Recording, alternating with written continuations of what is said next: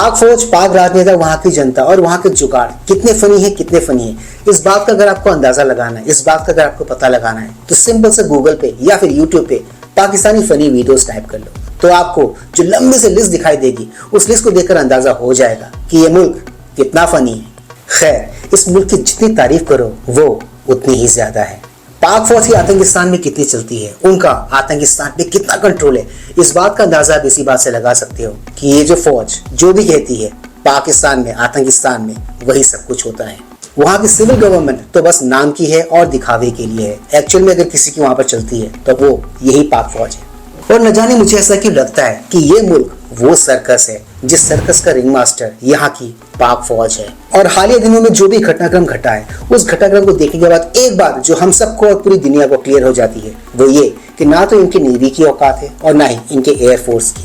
आतंकिस्तान पे अगर कोई एक छत्र राज करता है तो वो है वहाँ की Pak army. Please like, share, subscribe YouTube channel ताकि हम ऐसे कंटेंट्स बनाते रहें। ऑलराइट दोस्तों, let's go back to the topic then. आतंकिस्तान एक ऐसा वाहिद मुल्क है जिसके नेवी चीफ को शायद तैरना नहीं आता।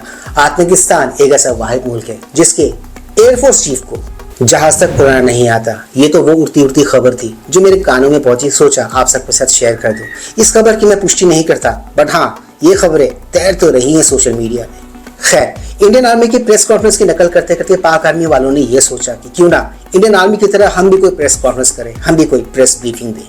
कहते हैं नकल के लिए भी अकल चाहिए। उन्होंने भारतीय सेना की नकल करते हुए प्रेस ब्रीफिंग तो कर ली, बट हाँ, उस प्रेस ब्रीफिंग में जो कुछ भी हुआ वो किसी कॉमेडी सर्कस से कम फनी बिल्कुल नहीं था। इसके मजे हम भारतीयों ने ही नहीं लिए, इसके मजे लिए पूरी की पूरी दुनिया ने। यकीन नहीं आ रहा ना आपको?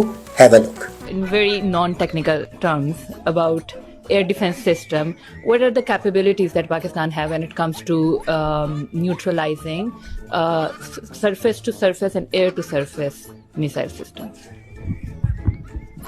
Air to surface.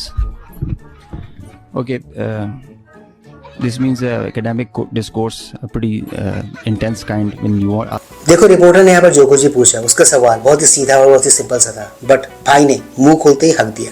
भाई तुझे अंग्रेजी नहीं आती तो कोई बात नहीं, उर्दू में बोले, पंजाबी में बोले, बट नहीं, इनको तो टूटी फूटी अंग्रेजी में ही बोलनी है और अपनी फजीहत करवानी है, जैसे कि ये यहाँ पे करवा भी रहे हैं।